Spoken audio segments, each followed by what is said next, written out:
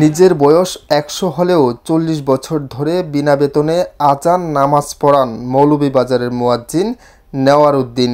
স্থানীয়দের হৃদয়ে জায়গা করে নেন তিনি। সবার কাছে তিনি পরিচিত পান বড় মিয়া মুয়াজ্জিন নামে।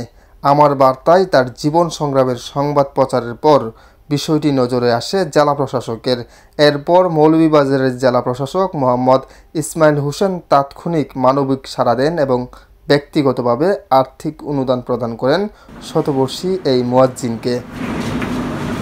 জেলা প্রশাসক বলেন, নেয়ার উদ্দিনের মতো মানুষরা সমাজের নীরব আলোকবর্ষিকা। তার প্রতি সম্মান জানানো আমাদের দায়িত্ব।